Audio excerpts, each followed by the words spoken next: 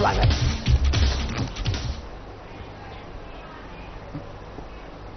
नमस्कार, मैं हूं आपके साथ अंकिता पाल। बुलेटिन की शुरुआत करते हैं। शराब घोटाले से जुड़े हुए मामले को लेकर ईडी की टीम कांग्रेस भवन पहुंची है।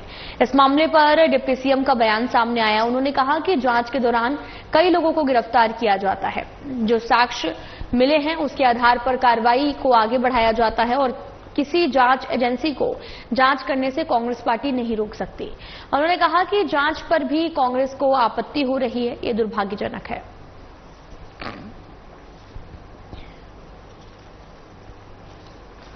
देखिए, ईडी की कार्यवाही शराब घोटाले को लेकर जांच चल रही है और लगातार जो जांच की प्रगति है वो हम सबके सामने आती जा रही है।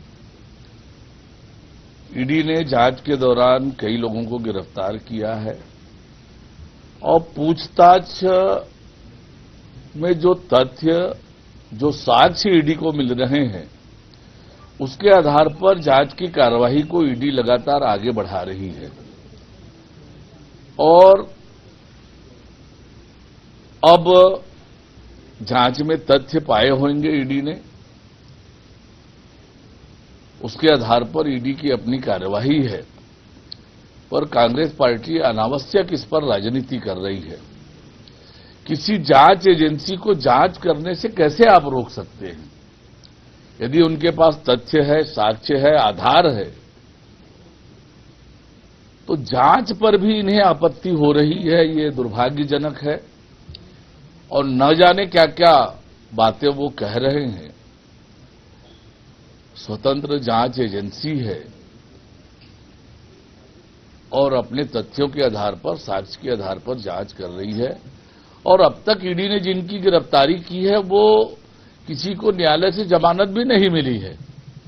इसका मतलब अब तक जो ईडी ने कार्यवाही की है तथ्यों पर, साक्ष्यों के आधार पर की है और इसलिए ईडी की कार्यवाही पर प्रश्न चिन्ह लगाना ये उचित नहीं है। एमएससी घोटाले की वजह से छत्तीसगढ़ सरकार का कर्ज बढ़ा है और मामले पर उप मुख्यमंत्री अरुण साव का बयान सामने आया, जिसमें उन्होंने बताया कि कल बजट सत्र का तीसरा अनुपूरक बजट पेश हुआ, जिसे वित्त मंत्री ओपी चौधरी ने स्पष्टता से सभी तथ्यों को सामने रखा। उन्होंने बताया कि किस तरह से कांग्रेस के 5 साल की सरकार में घोटाले हुए, अधिक ब्याज दर में कर्ज लेना और कांग्रेस के शासनकाल में काफी अव्यवस्था थी, जिसकी वजह से सरकार को उसे व्यवस्थित करने में समय लग रहा है। उन्होंने कहा कि पिछली सरकार में वित्तीय अव्यवस्था थी, जिसे दूर करने में सरकार को समय लग रहा है। देखिए, कल जब तीसरा अनुपूरक बजट आया तो वित्त मंत्री ओपी चौधरी जी ने विस्तार से तथ्यों को बताया कि किस प्रकार से कांग्रेस की सरकार में जो गड्ढे हुए थे, वित्तीय अव्यवस्था थी, उसको दूर करने के लिए सरकार को प्रयत्न करने पड़ रहे हैं। चाहे विद्युत मंडल के पैसे की बात हो, चाहे अधिक ब्याज दर पर कर्ज लेने की बात हो, ये सब अव्यवस्थाएं कांग्रेस की सरकार में हुई है। अव्यवस्था, अराजकता और इसके कारण से कर्ज में लाद कर वो गए हैं। अलग मत के पैसे अलग स्थानों पर खर्चा किया, वो व्यवस्था करनी पड़ रही है सरकार को। तो ये भी जो आपने तथ्य बताया, ये भी उसी का हिस्सा है। अरविंद केजरीवाल के घोटाले को उजागर करती कैग रिपोर्ट दिल्ली विधानसभा में पेश हुई है। वहीं इस पर छत्तीसगढ़ के उप मुख्यमंत्री अरुण साव ने कहा कि अरविंद केजरीवाल ने अपनी ही सरकार पर डाका डाला है। 2000 करोड़ से ज्यादा का राजस्व चोरी किया गया और नियमों की अनदेखी की गई। कैग रिपोर्ट बता रही है कि कुछ चुनिंदा व्यक्तियों को 70% काम दे दिया गया। खुद को कट्टर ईमानदार बताने वाले केजरीवाल ने ईमानदारी को बदनाम किया है। बीजेपी ने वादा किया था कि कैग रिपोर्ट दिल्ली विधानसभा में पेश करेंगे और उसे पूरा कर दिया है।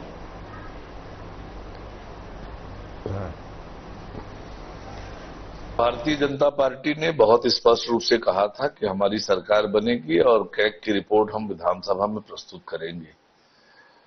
और आज दिल्ली विधानसभा में कैग की रिपोर्ट प्रस्तुत की गई और रिपोर्ट में स्पष्ट रूप से ये खुलासा होता है कि कैसे 2000 करोड़ रुपए से अधिक की राजस्व की हानि दिल्ली सरकार को अरविंद केजरीवाल की सरकार ने पहुंचाई। नियमों का उल्लंघन किया, कैबिनेट में ले गए नहीं, और कैसे कुछ लाइसेंसी को लाभ पहुंचाने के लिए 70% काम 3 लोगों को दिया, 30% काम में बाकी लोग, शराब दुकानें आवासीय क्षेत्रों में खोली। कुल मिला के बहुत बड़ा शराब घोटाला अरविंद केजरीवाल की सरकार ने किया है। ये कैग की रिपोर्ट से स्पष्ट होता है। कट्टर ईमानदार कहने वाले अपने आप को जिस प्रकार से सारी नियम प्रक्रिया को ताक में रखकर दिल्ली सरकार को 2000 करोड़ रुपए से अधिक का राजस्व का नुकसान पहुंचाया, ये ऐसी सरकार है जिसने अपने ही खजाने पर डाका डालने का काम किया। और दूध का दूध पानी का पानी कैग रिपोर्ट दिल्ली के विधानसभा में प्रस्तुत होने से हो गया है। राजिम कुंभ कल्प का समापन समारोह के अवसर पर उप मुख्यमंत्री विजय शर्मा ने राजिम कुंभ कल्प मेला गरियाबंद पहुंचकर त्रिवेणी संगम में स्नान किया है। कुंभ कल्प का समापन समारोह है जिसमें मुख्यमंत्री विष्णुदेव साय शाम को शिरकत करेंगे। राजिम छत्तीसगढ़ के गरियाबंद में स्थित है और 3 नदियों का संगम अरपा, सोंदूर और पैरी का संगम यहां पर होता है। छत्तीसगढ़ के कुंभ के नाम से भी ये स्थान प्रसिद्ध है।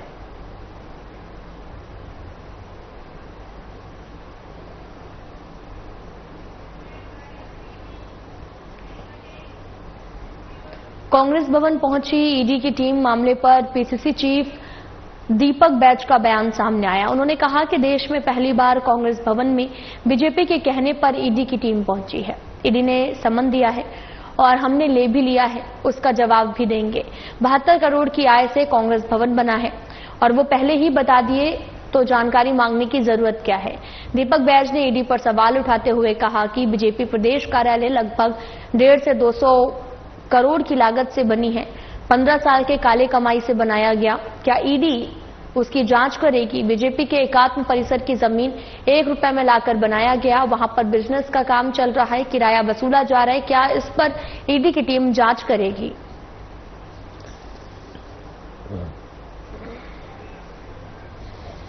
कल ईडी का सम्मन आया है कांग्रेस भवन में।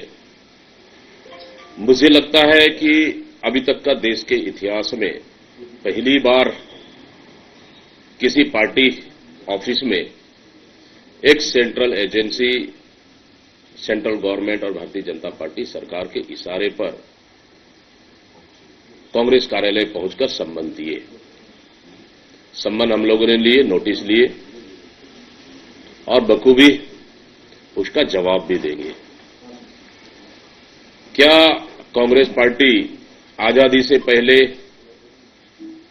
1934 में आज जो डीसीसी ऑफिस है वहां से आजादी की लड़ाई लड़ी गई थी और वो जब भवन बना था छेरछेरा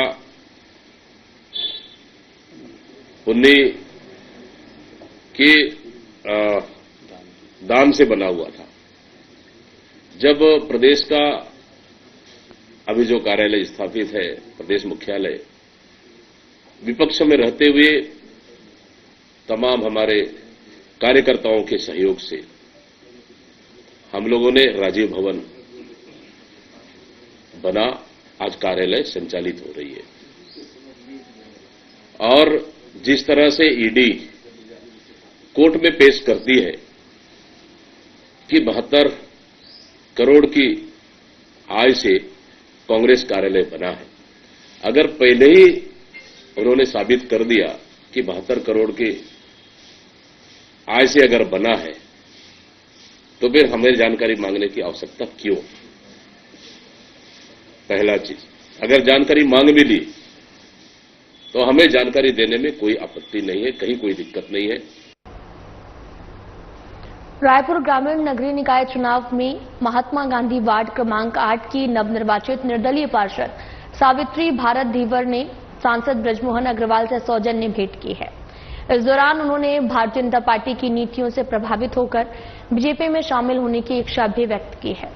साथ ही सांसद ब्रजमोहन अग्रवाल ने सावित्री धीवर का स्वागत करते हुए कहा कि बीजेपी सरकार की जन कल्याणकारी योजनाओं और सबका साथ, सबका विकास, सबका विश्वास की नीति से प्रभावित होकर जनता बीजेपी से जुड़ रही है। उन्होंने विश्वास व्यक्त किया कि सावित्री धीवर भारतीय जनता पार्टी के सिद्धांतों के अनुरूप जनसेवा को प्राथमिकता देंगी और अपने वार्ड के विकास में महत्वपूर्ण योगदान देंगी।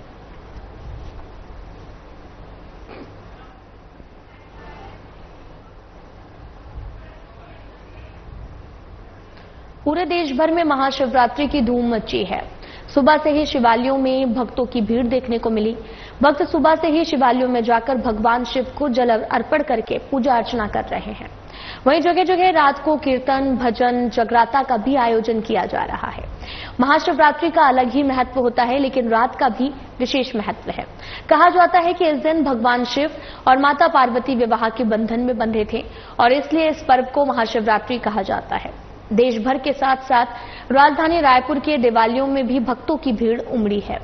राजधानी के महादेव मंदिर पहुंचकर हमारी संवाददाता छाया जायसवाल ने जायजा लिया है।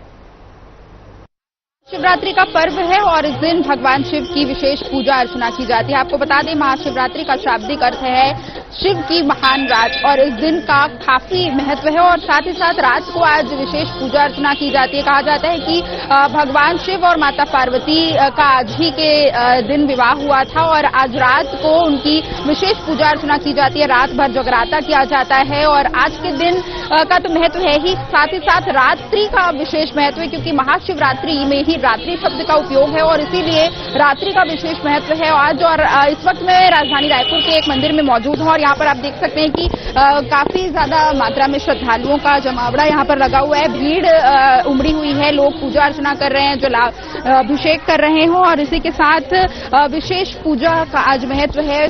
सभी आज शिवलिंग पर जल अर्पण करते हैं। माता पार्वती और भगवान शिव की विशेष पूजा अर्चना आज के दिन होती है। तो आप गर्भगृह के अंदर की भी तस्वीरें देख सकते हैं जहां पर विशेष पूजा अर्चना की जा रही है, शिवलिंग पर जल अर्पण किया जा रहा है और आज सभी जो है महिलाएं पुरुष व्रत भी रखते हैं। वरदान जो है भगवान भोले को वैसे भी कहा जाता है कि भगवान शिव बहुत ही भोले हैं और सभी की इच्छा को पूरी करते हैं और इसीलिए आज सभी आज के दिन भगवान की आराधना करते हैं, उपासना करते हैं, व्रत रखते हैं और साथ ही साथ जो है कीर्तन भजन का भी आयोजन आज रात को होगा जिसमें सभी शामिल होते हैं। आज की रात का विशेष महत्व होता है। कहा जाता है कि आज के रात को जगराता किया जाता है और पूरी रात जो है भगवान शिव की आराधना की जाती है। यहाँ पर कुछ लोगों से भी बातचीत करेंगे और जानेंगे कि किस तरीके से कब से पूजा के लिए पहुंचे हुए हैं और क्या कुछ उनकी मान्यता है। आप पूजा करने के लिए पहुंची, महाशिवरात्रि है आज, क्या कुछ महाशिवरात्रि है, क्या महत्व है आज? महाशिवरात्रि है, पूजा करते हैं भगवान का और सब कुछ अपना जो रहता है सब मांगते हैं। मेरा मनोकामना पूरा कर दे सब भगवान। और क्या व्रत रखा है आप? व्रत रखा हूँ। क्या होता है आज के दिन रात का भी क्योंकि काफी महत्व है, कैसे मनाते हैं? रात में तो हम लोग तो अभी पूजा वूजा करके फल उल खा लेते हैं, फल मीठा कुछ भी रहा खा लेते हैं। उसके बाद फिर अपना घर ही में पूजा वूजा करते हैं। फिर सुबह भी पूजा किए नहा के और फिर शाम में भी करेंगे, आरती भी लगाए। कोई कहानी है महाशिवरात्रि की आपको मालूम हो हमारे दर्शकों को? अब उतना तो नहीं बता सकते, शिव पार्वती का शादी हुआ था उस दिन वही सब, और क्या बताएंगे। तो बिल्कुल आज के दिन माता पार्वती और भगवान शिव का विवाह हुआ था और कहा जाता है कि भगवान शिव जो है आज सभी की मनोकामनाएं पूरी करते हैं। आज के दिन व्रत रखने का भी विशेष महत्व है। इसी के साथ आप मंदिर में देख सकते हैं कि इस तरफ जो है यहाँ पर हवन का भी आयोजन किया गया है, हवन भी हो रहे हैं। तो आकर देखते हैं कि क्या कुछ विशेष है यहाँ पर। मंदिर में भंडारे का भी आयोजन आज किया जाएगा और इसी के साथ बहुत ही धूमधाम से मंदिरों में सभी शिवालयों में, पूरे देश भर के शिवालयों में अलग अलग अंदाज आज देखने को मिल रहा है। सभी आज के दिन काफी उत्साहित नजर आते हैं। सुबह से ही सुबह 4 बजे से मंदिरों में लोगों की, भक्तों की भीड़ उमड़ी हुई होती है। आप यहाँ पर देख सकते हैं कि यहाँ पर हवन हो रहा है। हवन कुंड में जो है अग्नि अभी भी यहाँ पर है जो है, और बहुत ही लोग यहाँ पर दर्शन करने के लिए पहुंच रहे हैं। अंदर भी जाकर तस्वीरें आपको दिखाएंगे कि किस तरीके से जो है हवन पूजन यहाँ पर किया जा रहा है। आप देख सकते हैं कि लोग यहाँ पर काफी पहुंचे हुए हैं, फोटोज ले रहे हैं और इसी के साथ आज के दिन को बहुत ही धूमधाम से मनाएंगे। महिलाएं आज के दिन व्रत रखती हैं, पुरुष भी आज के दिन व्रत रखते हैं और यहाँ पर कुछ और भी लोगों से भी बातचीत करेंगे। यहाँ पर कुछ लोग हमारे साथ बैठे हुए हैं, उनसे जानेंगे। आज महाशिवरात्रि आप पहुंची हुई हैं दर्शन करने के लिए, कैसा महसूस? बहुत अच्छा लग रहा है दर्शन करके, भोलेनाथ के दर्शन करके बहुत अच्छा लग रहा है। क्या महत्व है आज के दिन का? शिव जी की महिमा अपार है, इसीलिए लोग दूर दूर से आते हैं और उनकी पूजा अर्चना करके अपने मन को शांति पाते हैं। आप बताइए, आप पहुंची हुई हैं, कैसा लग रहा है? व्रत रखा है आप? आज मैंने उपवास रखा है शिवरात्रि का और जो है सुबह भगवान का घर पे पूजन किया, हमने अभिषेक किया, जल अभिषेक किया और अभी जो है यहाँ पर सुरेश्वर महादेव के दर्शन किए और यहाँ पे जल अभिषेक किया है। रात्रि का क्या महत्व है आज की? रात्रि जागरण का महत्व है। आज शिव की साधना करना है तो ध्यान आज आपको रात्रि को जग के करना है, करके रहना चाहिए। तो बिल्कुल रात्रि का भी विशेष महत्व होता है और इसी के साथ यहाँ पर हवन पूजन हो रहे हैं और बहुत ही धूमधाम से सभी पूरे देश भर में इस त्योहार को मनाया जाता है ताकि जो है भगवान शिव को प्रसन्न करने के लिए इस दिन को मनाते हैं लोग। आप देख सकते हैं कि बहुत सारी रैलियां भी आज के दिन निकाली जा रही है। शाम को बारात निकाला जाता है भगवान शिव की, जो है बारात निकालकर उसके बाद रात्रि को उनका विवाह संपन्न होता है, ऐसा कहा जाता है और इसी के लिए आज के दिन की विशेष महत्व है। सभी आज के दिन बहुत ही श्रद्धा भाव से आज मंदिरों में, देवालयों में पहुंचते हैं और शिवलिंग में जल अर्पण करते हैं, अपनी मनोकामनाओं को भगवान शिव तक पहुंचाते हैं। इस दिन भक्त आस्था, विश्वास और श्रद्धा के साथ व्रत करते हैं। मान्यता है कि इस दिन व्रत करने से साधक की हर मनोकामना पूरी हो जाती है और शिव जी की कृपा हमेशा उन पर बनी रहती है और इस दिन लोग अपने परिवार के कल्याण और समृद्धि के लिए विशेष पूजा अर्चना करते हैं। तो देख सकते हैं कि किस तरीके से रैलियां निकाली जा रही है, विशेष आयोजन किए जा रहे हैं। भक्त जो है बहुत ही प्रसन्नता से आज के दिन को मनाएंगे। बहुत ही अद्भुत जो है नजारा देखने को मिलता है। काफी धूमधाम से पूरे देश भर में अलग अलग झांकियां देखने को मिलेंगी। आपको बता दें शाम से ही झांकियां निकलनी शुरू हो जाएंगी क्योंकि भगवान शिव की बारात निकाली जाएगी बहुत ही धूमधाम से और पूरे जो है भक्त उसमें शामिल होते हैं। भगवान शिव की बारात निकाली जाती है, रात्रि को उनका विवाह कराया जाता है और साथ ही आज के दिन पूरे रात का ही बहुत महत्व है। रात को पूरा जगराता होता है। शाम के 6 बजे से सुबह के 6 बजे तक जो जगराता किया जाएगा। सभी मंदिरों में इस दिन जगराता का काफी महत्व होता है। भक्त जो है भजन कीर्तन के साथ साथ विभिन्न आयोजन करते हैं और जो है रात भर जाग कर भगवान शिव की आराधना में डूबे रहते हैं और इसी के साथ पूरे देश भर में अलग अलग झांकियां नजर आ रही हैं। आपको बता दें कि राजधानी रायपुर के बहुत ही प्रसिद्ध मंदिर हटकेश्वर में भी आज जो है अर्धनारीश्वर स्वरूप में भगवान की जो है झांकी तैयार की गई थी, उनका श्रृंगार किया गया था और इसी के साथ सभी जगहों पर पालकी निकाली जा रही है, उनकी झांकियां निकाली जा रही है। पूरे देश में या फिर मैं कहूँ पूरे छत्तीसगढ़ में, रायपुर में पूरे आस्था का माहौल है। सब जगह झांकियां निकाली जा रही है। भगवान शिव की विशेष पूजा अर्चना आज के दिन की जाएगी। तो इसी के साथ हमारी ओर से भी आप सभी को महाशिवरात्रि पर्व की हार्दिक शुभकामनाएं। कैमरामैन वीरेंद्र के साथ मैं छाया जायसवाल, साधना प्लस न्यूज रायपुर। तो वहीं महाशिवरात्रि के पावन अवसर पर भिलाई के टाउनशिप में भी अद्भुत नजारा देखने को मिला। भिलाई के सेक्टर 8 एरिया में बाबा की अद्भुत बारात निकाली गई। शिव पार्वती के विवाह में भूत प्रेत के साथ अनोखी बारात लेकर महादेव पार्वती के साथ विवाह रचाने पहुंचे। कार्यक्रम के आयोजक दिनेश गौतम ने बताया कि ये पहली बार है के सेक्टर में इस तरह की अद्भुत बारात निकाली गई है। कार्यक्रम में बघेरा से कलाकार आए हुए थे, जिन्होंने भव्य प्रस्तुति भी दी है। कार्यक्रम के बाद भोग भंडारा का भी आयोजन किया गया। सेक्टर 8 वासियों में बहुत ज्यादा उत्साह देखने को मिला है। हम लोग महिला समिति ये 3 वर्ष से मंदिर के स्थापना किए हैं, बहुत संघर्ष के साथ किए हैं और हमारे महिला समिति बहुत संघर्षी है, जुझारू है, बहुत हेल्प भी करते हैं और मंदिर की सेवा भी करते हैं। महाशिवरात्रि का पर्व है, इस पे किस तरह का आयोजन किया जा रहा है? इसमें हम लोग इस तरह का आज हम लोग चुलमाटी, हल्दी, संगीत ये सब कार्यक्रम रखे हैं। कल बाबा की बारात निकलेगी, परसों अभिषेक करेंगे। समिति में कितने लोग हैं, कितनी महिलाएं हैं? हम लोग 30-35 हैं। कितने 3 वर्षों से लगातार ये किया जा रहा है? जी बिल्कुल। मंदिर की स्थापना कैसे हुई थी? हम लोग तो ऐसे अनुभव हुआ कि चलो सब जगह मंदिर है, हमारे घर के पास मंदिर नहीं है, हम लोग भी मंदिर स्थापना करेंगे और 1 लोटा जल डालेंगे, सारे समस्या के हल करेंगे। तो उसी वजह से सब एक दूसरे को बोलते थे हम लोग मंदिर बनाएंगे, लेकिन हम लोग के लिए जगह नहीं था, तो गार्डन था, तो हम लोग यही चुने कि चलो इस गार्डन में रखते हैं, सबको पास पड़ेगा और सब यहाँ हम लोग पूजा करेंगे। इस क्षेत्र में महिलाएं जो हैं बहुत दूर तक जाती थी, मंदिर आसपास था नहीं और भीड़ भाड़ रहती थी, तो महिलाओं की नारी शक्ति का विचार था कि हमारे आसपास भी शिव मंदिर का निर्माण होना चाहिए। तो उस उद्देश्य से शिव मंदिर का निर्माण हुआ कि हम भी 1 लोटा जल और सारी समस्याओं का हल, और वो शायद समस्याओं का हल हो ही रहा है। और इस मंदिर के निर्माण से निश्चित ही भक्तिमय भाव बढ़ा है, नहीं तो यहाँ गार्डन तो पूरा वीरान पड़ी थी, असामाजिक तत्व आते थे, देर रात तक के अपना जो भी है हो हुल्लड़ करते थे। इनके बनने से आसपास में शांति और भक्तिमय का माहौल बना है।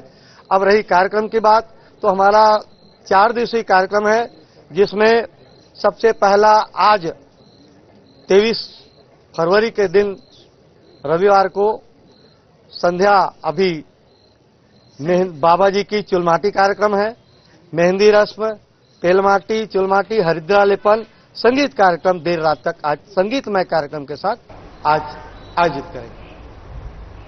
मुख्यमंत्री विष्णुदेव साय ने विधानसभा में उनसे मिलने आए नगर निगमों के नवनिर्वाचित महापौर को बधाई और सफल कार्यालय के लिए भी जो कार्यकाल के लिए है जो शुभकामनाएं दी हैं।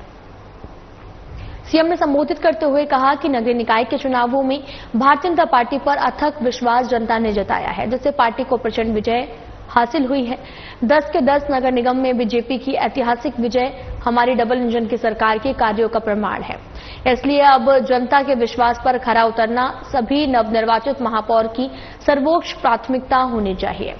और साथ ही आपको ये भी बताते चले कि एम ने कहा कि अटल विश्वास पत्र के एक-एक वादों को पूरा करना उनका लक्ष्य है।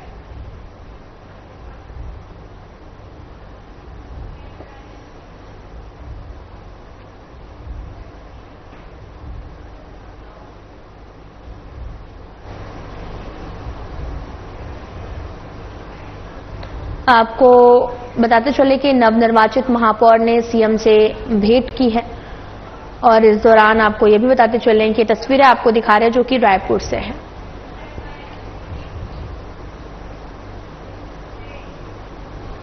मुख्यमंत्री विष्णुदेव साय ने जजपुर में प्रसिद्ध अघोर संत भगवान अवधूत राम के सोगरा आश्रम में मां काली की पूजा अर्चना की। सीएम ने पूजा अर्चना कर प्रदेशवासियों की सुख समृद्धि और खुशहाली की कामना की है। उन्होंने मंदिर परिसर में विधि विधान से पूजा अर्चना कर प्रदेश के उज्जवल भविष्य और जन कल्याण के लिए प्रार्थना की है।